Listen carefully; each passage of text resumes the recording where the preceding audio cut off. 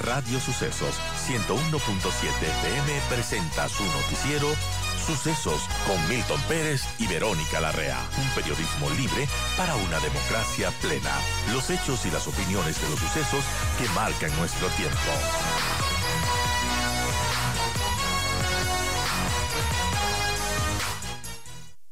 Y bueno, cuéntanos un poco cómo está esto en los 21 líderes por el planeta. Bienvenido. Buenos días, muchísimas gracias por la oportunidad. Bueno, fue una sorpresa en realidad, porque no era un proceso que nosotros aplicamos, sino que nos llegó la noticia de parte del Banco de Desarrollo de América Latina y el Caribe y la plataforma América Futura del diario El País. Entonces, ellos habían hecho un proceso de varios meses en el cual tenían distintas personalidades, ex vicepresidentes de países, incluso actores, científicos que habían estado en un proceso de búsqueda de varios personajes a nivel regional y dentro de eso decidieron escogernos. Entonces fue en realidad una muy grata sorpresa. Es un reconocimiento muy bonito porque habla de los líderes, los 21 líderes del planeta que estamos luchando por tratar de salvar de alguna forma la naturaleza y lo que nos queda frente al cambio climático, concientizar sobre la realidad que existe en nuestra región, en Latinoamérica y también a nivel global, ¿no? Es muy importante mencionar que el problema, tenemos tres grandes crisis que enfrentamos, que la humanidad nunca ha enfrentado en un punto que podría destruir toda nuestra Así es. sociedad y no lo tomamos quizás con la seriedad del caso, que es la pérdida de biodiversidad, la contaminación plástica y el tema del cambio climático, ¿no? Entonces, importante también del otro lado y una, asimismo, este reconocimiento también tiene la responsabilidad que conlleva para que nosotros podamos tratar de colocar este tema en las agendas nacionales. Qué importante. Ahora, Inti, veo en esta ayuda a memoria sobre este reconocimiento, dices, objetivos destacar y dar visibilidad a la labor de agentes de cambio de la región que promueven de manera real la sostenibilidad a través de la innovación. A tu criterio, Inti, ¿qué crees que has hecho para el planeta, para estar entre los 21 líderes del mundo? Sí, bueno, nosotros trabajamos con tecnología que hemos patentado y diseñado para extraer contaminación de ríos antes de que llegue hacia el océano. Son unos sistemas que se llaman ASUR. Los hemos trabajado durante ya 7 años. Estamos en este proyecto. Hemos tenido que levantar capital, casi 1.2 millones de libras esterlinas para poder hacer que esta tecnología sea realidad. Y lo menciono porque a veces pensamos que la tecnología sale en muy poco tiempo y no nos ponemos a pensar el tiempo y los recursos que se Así es. necesitan, ¿no?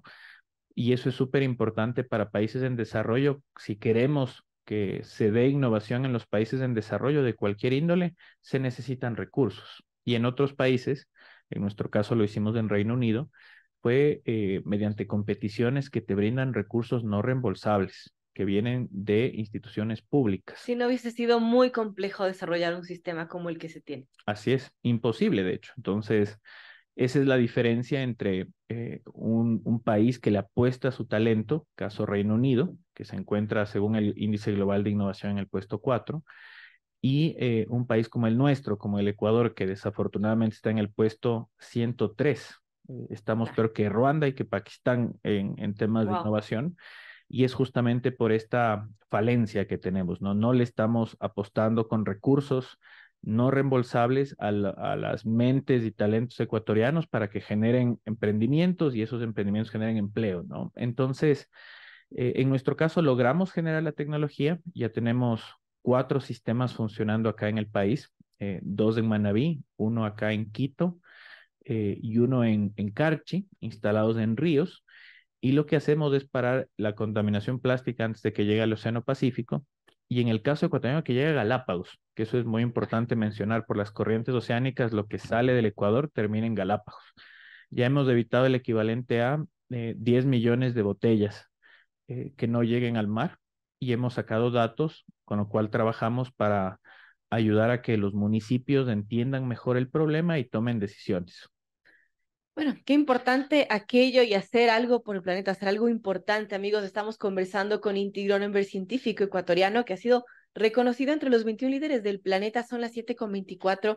Inti, veo una entrevista a los colegas de la revista Plan B que usted menciona. Bueno, dice, el país se piensa que el tema del ambiental es la última rueda del coche, mientras que el resto del mundo pasa lo contrario. Estamos en otra nosotros los ecuatorianos. Sí, lamentablemente no creo que es el ecuatoriano en general. De hecho, con la consulta del Yasuní, demostramos que el ecuatoriano, y es algo muy noble que sucedió en este país y que lamentablemente no se ha comunicado a nivel internacional como debió, pero los ecuatorianos, a pesar de que estamos en una crisis y a pesar de que había este miedo de que vamos a perder recursos, eh, decidimos poner por encima la naturaleza. Y es algo muy noble, muy digno de este país y demuestra que las generaciones actuales que viven en el Ecuador, la mayoría pone por encima el cuidado ambiental sobre incluso temas económicos. Entonces, no digamos los ecuatorianos, sino los gobernantes, el Estado, las políticas públicas. Así es, eso sí es evidente. Te voy a dar un ejemplo hace pocas semanas, solo para que veamos la diferencia y contrastemos. Se reunió Xi Jinping con Joe Biden en Estados Unidos, líderes que no se hubiesen reunido por otra cosa que no sea temas ambientales. Hay problemas geopolíticos que distancian a estas dos potencias y a estos dos líderes. Sin embargo, la necesidad de la protección ambiental para no llegar a una crisis como sociedad global hace que estos líderes tengan que sentarse y discutir un plan en conjunto para cómo mitigar los efectos que estamos generando de cambio climático, que lo que están haciendo es nos sacaron de la temperatura promedio bajo la cual la humanidad se desarrolló. Ya estamos por encima, en puntos en los cuales no habíamos llegado, estamos en un sitio de incertidumbre y eso hace que la humanidad no se va a quedar quieta. Estamos trabajando a nivel internacional en muchísima innovación, recursos para ir haciendo una transición ecológica, para reducir el impacto ambiental. Y ahí es donde los países megadiversos tienen un rol muy importante, porque la forma, por un lado, de proteger y de combatir el cambio climático es la naturaleza. No hay tecnología que pueda superar la absorción de carbono que tiene la naturaleza. Y los países megadiversos tienen mayor capacidad. Entonces ahí el Ecuador juega un rol y en este mundo que está combatiendo el cambio climático, eso nos puede traer recursos. Se está hablando justamente ahora en la COP28 del tipo de recursos que tienen que llegar a países megadiversos para que puedan proteger el ambiente, proteger al resto de la humanidad, pero no quedarse tampoco sin esa capacidad de recursos, porque eso al final puede hacer que terminemos explotando estos sectores. Eso por un lado, y por otro, todo producto y servicio que nosotros generemos va, ahora cuando compramos un producto pensamos en cuánto cuesta y la calidad que tiene. Va a haber un tercer factor que ya se está dando, que es cuál es la huella medioambiental. Nadie va a comprar un producto o un servicio que tenga una huella ambiental alta, cada vez más. Y peor aún, si viene un país megadiverso, ¿quién nos va a comprar un producto exportado o un servicio de un país megadiverso que destruye esa biodiversidad? Entonces, poniendo del otro lado, si nos damos cuenta de eso, nosotros tenemos una ventaja competitiva en este mundo que estamos viviendo de que tenemos que cuidar el ambiente. Si el Ecuador se pone las pilas, si nosotros entendemos de esta realidad, nuestros productos y servicios con ese bajo impacto ambiental pueden ser más atractivos que de la competencia de otros países. Y eso es lo que justamente hay que ponerlo en la mesa. El tema ambiental no es una necesidad indirecta, sino tiene que estar en el corazón de nuestro desarrollo porque eso nos va a permitir progresar. Bueno, qué importante aquello. He visto desde el ámbito privado iniciativas, certificaciones, por ejemplo, que tienen que ver con carbono neutro. ¿Y qué tan importantes son ello? ¿Y cómo podemos potenciar para que el Ecuador, siendo este país megadiverso, sea pues pionero en este tipo de iniciativas o cómo potenciar esa capacidad que tiene el Ecuador? Pongamos un ejemplo de, hay un sector que es muy interesante, que es el de exportación de chocolate de acá del país, que si hace unos 10 años nos poníamos a hablar y decíamos, van a salir empresas ecuatorianas a exportar chocolate y a competirle a las grandes de, pucha, de Europa, de Suiza, de Bélgica, un mercado tan saturado.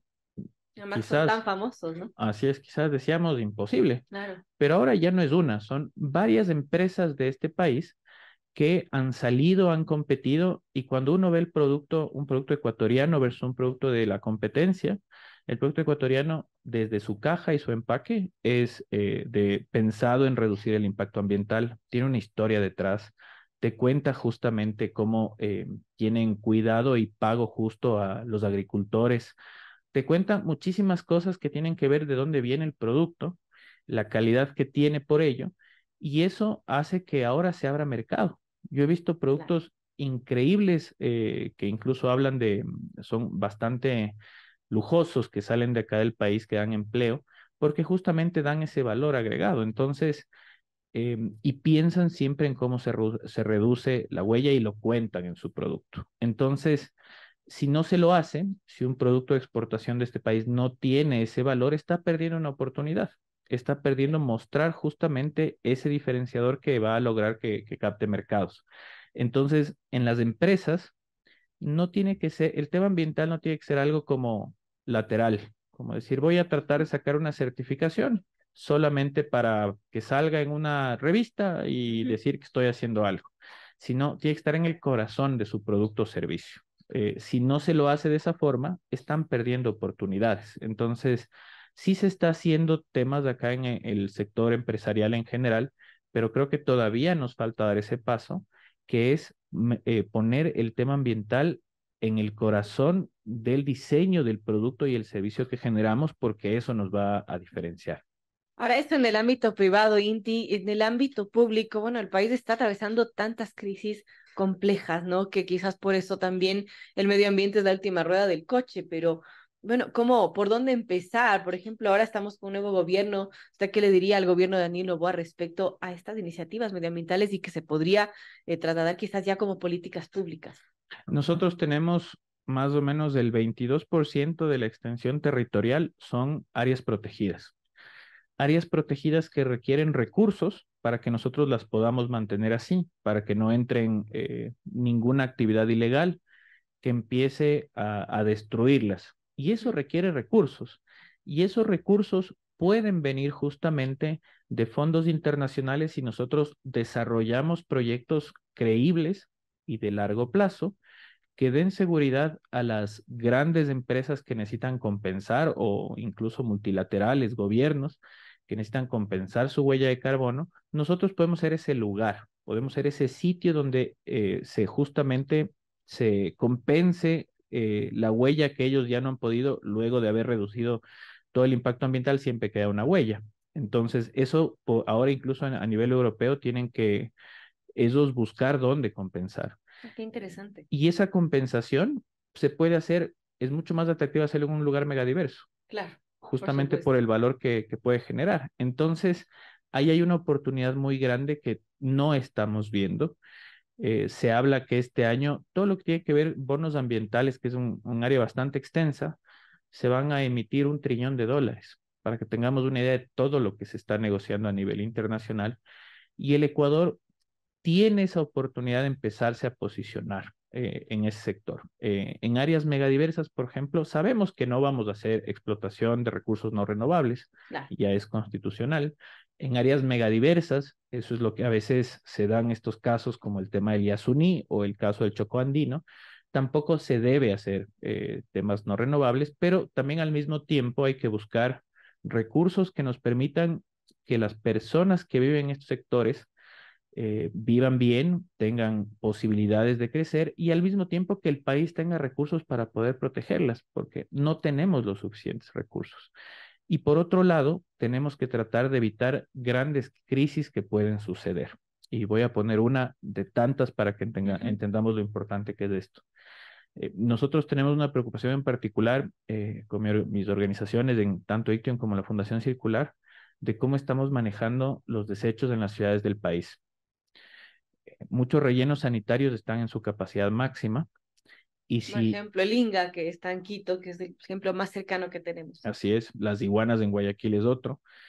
Y el problema es que nosotros ya hemos visto qué es lo que sucede cuando un relleno sanitario revienta y empieza Claro. a desfogar contaminación. Estuvimos este año en Guatemala y allá Ujú. vimos el vertedero zona 3 de Guatemala, de más o menos similar tamaño en recepción de basura, 2.500 toneladas día, que se les fue, literal, se les fue de las manos y está arrojando hacia el río Motagua más o menos 15.000 toneladas por año. Y es un tema horroroso. Qué horror. Ver ese río, 300 kilómetros de un río lleno de basura que termina saliendo al océano. Lleno de lixiviados tóxicos. Lixiviados y basura. ¿Y cuál es el problema? Si eso nos pasa acá en el Ecuador, si sale esa cantidad de basura de acá, nos comemos Galápagos. Así de sencillo, porque todo eso por las corrientes va a parar en Galápagos. Entonces, ya no podemos nosotros dejar el tema ambiental a un lado. Hay muchísimo por trabajar en este país, no solamente por recuperar los ríos que son olvidados en el Ecuador, pero también evitar grandes crisis. Y esta que menciono es muy grave. Y si no hacemos, hemos hecho poquísimo en el manejo de residuos, todavía más de la mitad de los destinos finales de la basura en el país son botaderos a cielo abierto, donde nosotros hemos visto cómo miles de fundas, luego que se seca la basura, sale hacia el bosque y luego sale hacia los ríos. Entonces, y en un país que apenas reciclamos menos del 3%, todo termina en alguna zona de sacrificio. Entonces hay que hacer muchísimo justamente en esta materia para que nosotros evitemos no solamente el impacto actual, sino impactos mayores. Alguna vez que hablaba con la gente de Maceo, que es la que recoge la basura en la capital, decían que sería muchísimo más costoso implementar esta situación de que cada quien en sus casas pueda separar los desechos y se haga una recolección diferenciada. Y decías que sale el triple de caro, ¿no? Entonces, este tipo de cosas, digamos, se están viendo en otros países y acá la gente quiere separar su basura, pero lamentablemente la recolección no permite. Bueno, eso es quien lo haya dicho, hay que hacer un análisis un poquito más profundo. Acá en el país ya se hace en ciertos lugares recolección He diferenciada, visto iniciativas privadas y la gente está correcto. muy, muy conectada con ello. Galápagos, los galapagueños ya tienen un sistema de recolección diferenciada en un 94%, lo hacen bien, nos demuestran al resto de ecuatorianos que lo podemos hacer. Loja también avanzando bastante bien. Entonces no es un tema, digamos, que no se pueda generar, de hecho se puede generar. Y voy a poner algo más importante en la mesa, que ya hay personas que están haciendo el trabajo de darnos separando la basura, que son los recicladores de base, que son casi 20.000 personas en el país, 68% son mujeres, cabezas de hogar, que viven de la actividad de tener que abrir las fundas de basura de las personas, que a veces se cortan las manos. Imagínense en lo que es abrir la basura de las personas que no tuvieron la capacidad de poder separar para buscar qué reciclar. Y esa actividad, esas y esos ganan la mitad de un básico por hacerlo. Y ya es una actividad legal. Está reconocida en la Ley de Economía Circular Inclusiva. Es el Wow. trabajo más precario que se hace en este país. Nosotros lideramos la creación de la Ley de Economía Circular en el país con la Fundación Circular. Y es más bien hacer un llamado a quienes nos escuchan de que separen la basura. Porque en algún punto, ya sea a pie de vereda, que son los recicladores de base, que están haciendo ese trabajo y les van a agradecer muchísimo si separan la basura, o en las estaciones de transferencia, donde se riega la basura y ahí hay otros cientos de personas que se ponen a buscar entre la basura que es reciclable. Claro. Entonces, si se separa la basura, y eso tendría que ser, lo ideal es en tres: basura, reciclable y orgánico. Así de sencillo. Y la propia ciudadanía puede buscar, como tú bien comentas, iniciativas de conexión con recicladores de base y también iniciativas de conectarse con emprendimientos que ahora están recogiendo lo que es el orgánico para hacer biocompost, entre otras alternativas. Esa es la solución para este país, porque si no separamos la basura, los procesos de separación luego, ya en lugares de destino final, son extremadamente costosos. Entonces, sí se puede hacer procesos de recolección diferenciada, como se hace en otros países. El Y tema además es que que, generas un hábito. Por ejemplo, yo en casa lo hago personalmente y ahora me siento súper mal. Es que tengo una botella, no la puedo botar. Tengo que llevarme a casa y ponerla en el contenedor donde tengo las botellas plásticas y correcto. cosas como esas, ¿no? Que se van generando hábito y que simplemente ya es parte de tu estilo de vida. Sí, y pongamos otro punto más que a veces no lo vemos. Somos un país megadiverso. Cuando llegan turistas, el turismo es algo importante para este país. Llegan de ciudades y de países donde ya existen métodos de recolección diferenciados, sobre todo a nivel europeo, están muy avanzados. Estados Unidos no, en realidad, están avanzando hacia allá más rápido que nosotros, pero llegan, ¿y cuál es la duda que se ponen a pensar? Dicen, aquí en este país vivimos personas en un ambiente tan rico, tan único. El futuro de este país es nuestra mega diversidad. El día que nos demos cuenta de eso, vamos a progresar. Y cuando nos ven, dicen, pucha, pero ni siquiera separan la basura, pues. Claro. Entonces, ¿qué están haciendo para cuidar el ambiente? Es así de importante incluso para los servicios que queremos ofrecer. ¿Qué tal si se van a otro país como Costa Rica, que también tiene una oferta turística similar a la ecuatoriana en temas por su biodiversidad? No se compara porque nosotros tenemos incluso lugares tan maravillosos como el Yasuní o Galápagos, que son únicos. Sin embargo, ellos también tienen una oferta similar, compiten con nosotros, pero están un poquito más adelantados en temas de cuidado ambiental.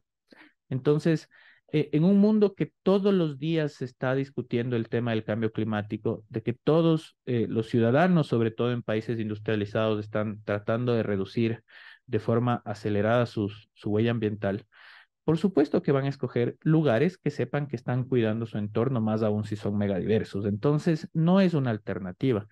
Y de hecho, me sorprende lo que me comentas, porque en Quito se va a empezar el proceso de recolección diferencial el próximo año, lo anunció el Bueno, alcalde. esto era una administración anterior con alguien de Ah, qué comunicación bueno, de Maceo, sí. ah, qué bueno, que sea porque sí, en realidad no hace sentido lo que te han comentado.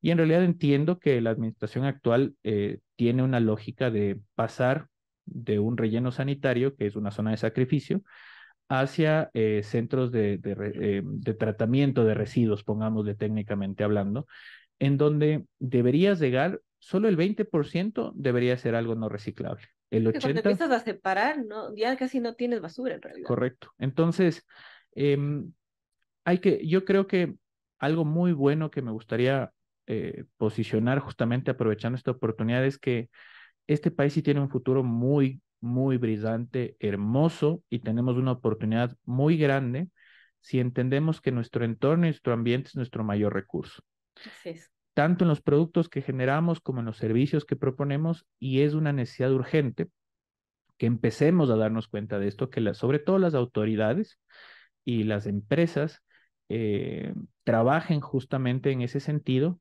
porque eso nos va a dar progreso. Y ese progreso es algo que no hemos tenido una oportunidad antes. Antes, el tema ambiental en las revoluciones industriales anteriores no fue considerado No era un tanto. componente. Así es, y por eso tenemos ese modelo lineal.